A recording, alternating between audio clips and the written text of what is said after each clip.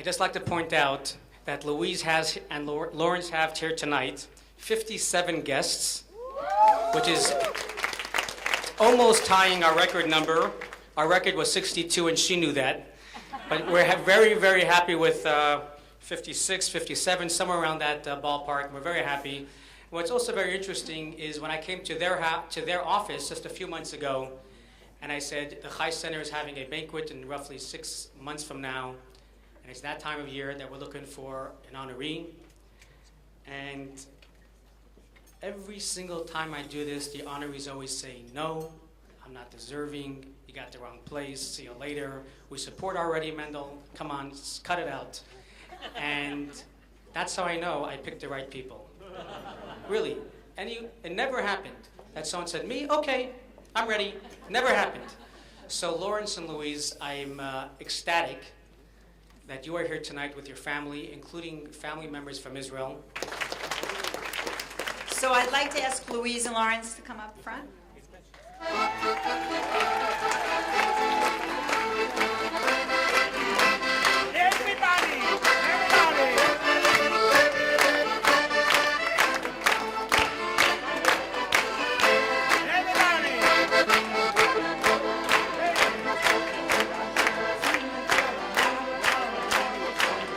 I just want to say to Louise and Lawrence, thank you so much for being our friends.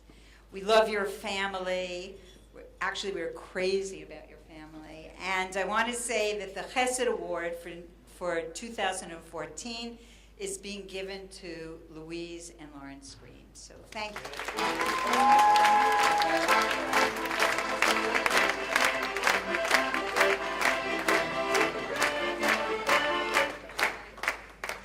I just want to say that Olivia has a lot of best friends, okay?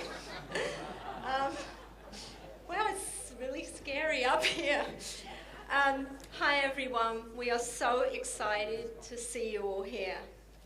What a beautiful event this is. This special evening is not about Lawrence and I. By honoring us with the Chesed Award, we have been given the opportunity to announce publicly how lucky and blessed we are to have the Schwartz family and the Chai Center in our lives. We would like to thank them for giving us the unexpected joy of having our children and grandchildren here with us tonight.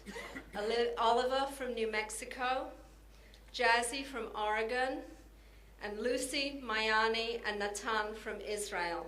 We weren't all going to be together until the summer.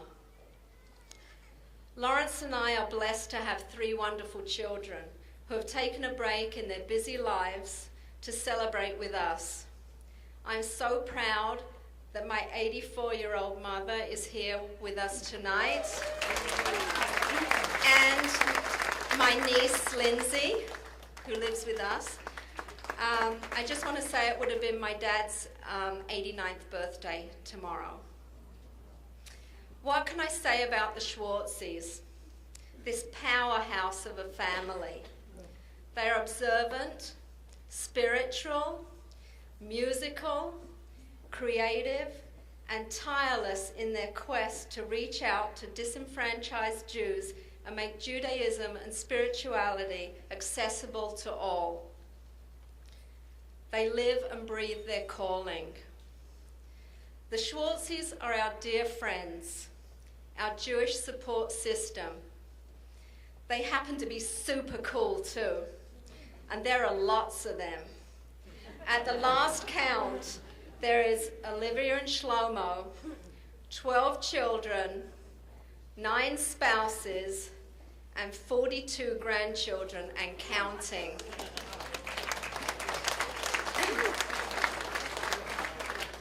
We have enjoyed huge Shabbat dinners at their house and High Holy Day services led by Rabbi Shlomo. Mendel has been there for us for many of our life cycle events. When our dads were sick and dying, he visited them. He gave us advice on how a Jew should be properly buried and prepared for burial, and he officiated at the funerals. We would have been lost without him. Olivia was there when Jazzy had health issues very recently. She was there in a heartbeat, visiting Jazzy at home to counsel, console, and to hand out her spiritual wisdom as only Olivia can. Shmuley also visited Jazzy with some friendly support. We have spent hours at LA music venues, Hotel Cafe, Room 5, The Mint, listening to the musical talents of the younger male members of the Schwartz family. We also share the passion of Krav Maga, Israeli self-defense, with two of them. They have a makeup artist in the family who has done the makeup for our photo shoots. And Ora did my makeup tonight. We have even had Shabbat dinner in Jerusalem with Schwartzy kids, Hindel and Yossi. The Schwartzes and the Greens go back over 20 years. Our family moved into a little house in Santa Monica. Jazzy, now 24, was born there. Soon afterwards, Lieber and Roger Marks, a young Orthodox couple, moved into an apartment across the street. Every Friday afternoon before Shabbat, I would watch Roger come home with a bunch of flowers for his pregnant wife. It was a sweet memory I will never forget. Jazzy and I became fast friends with Lieber and her daughter Esther Perel. She invited me to an event where Olivia was speaking. I liked how Olivia spoke and the stories she told. Jazzy and I started attending classes at Olivia's house. Jazzy, then 4, would sit in colour and sometimes pipe in with some really profound and wise question. Little did we know, years down the line, Shlomo and Olivia would change the course of our older daughter Lucy's life forever.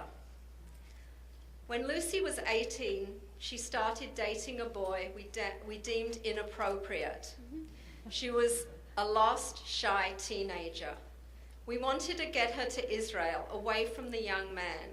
We hoped there she would learn about her heritage and fall in love with Israel. I asked Olivia's advice, and this is what she said. I will offer Lucy a job at the house filing papers. Louise, you write me a check each week, and I will write Lucy a check. She will never know. Lucy will fall in love with our family, and then I will suggest the right program for Lucy in Israel. And that's what we did. Lucy would work, I would pay Olivia, and she in turn would pay Lucy. She did indeed fall in love with the Schwartz family. I only told Lucy this story last week when she arrived from Israel, and she actually approved. One day, Olivia handed Lucy a pamphlet for a 6-week program in Israel. It was called Live Not Ulehibanot, in Hebrew 4, to build and to be built. The program offered a 6-week Israel experience of volunteering, hiking, and community building that allowed participants to explore themselves and connections to their Jewish roots. Lucy came home and said, I am not going on this program. I want to go to Israel with my friend Lital and stay with her grandparents in Tel Aviv. We knew if we let her go, they would be hitting the bars and the clubs. So we said, no, you can go to Israel, but you have to go on the program. One evening, Lucy read the leaflet telling stories of young people whose lives had been changed by the program. She came downstairs from her bedroom and said, okay, I'll go. She was 18 years old. We flew to England to celebrate my parents' 50th wedding anniversary. Lucy flew to Israel from there. We put this shy, scared, totally inappropriately dressed teenager on the plane. Lucy said she remembers she was wearing a belly shirt, raver pants, and platform boots. All I remember is that her clothes were inappropriate. Lucy arrived in Israel and took a taxi from Tel Aviv to the Livnot campus in Jerusalem. She was met by a young South African couple who told her to put her bags down and come up on the roof and look over the old city of Jerusalem. Lucy looked. Lucy saw, relaxed, and realized she was home. Lucy loved the program, and after her first email home, where she described a tour she took into the tunnels under the Western Wall, where the hairs stood up on her arms and she felt a sense of holiness in the air, we knew that she had found something life-changing and sensed she would be okay. 2 weeks into the trip, Lucy called and asked for money to buy new clothes because hers were not modest enough. She became observant. After the program, Lucy stayed in Israel, coming back to the US for short visits, but always going back. While at home in LA on a visit, she was introduced to Reuven, our friends Maria and Peter Himmelman's Israeli karate teacher and a PE teacher at Shelchevet High School. He was on the same spiritual path as Lucy, and they were a perfect match. He asked Lucy to stay. She refused and told him if he wanted her, he would have to come to Israel. A few months later, he flew to Israel and proposed. They got married here in Los Angeles, and of course, Rabbi Shlomo was there under the chuppah with them. Soon after Mayani was born, they moved back to Israel and have made a wonderful life there. Reuven has his own karate and jiu-jitsu dojo, and Lucy is a talented fine artist. So Lawrence and I have Olivia and Shlomo to thank for having our grandkids living a 17-hour plane ride away. Seriously, we are truly thankful. If it is the Chai Center's mission to embrace fellow Jews and bring them closer to their roots, Lucy is one of Olivia and Shlomo's many success stories. With sincere love and appreciation for all you have done for our family and what you continue to do for the Los Angeles Jewish community, we thank you from the bottom of our hearts.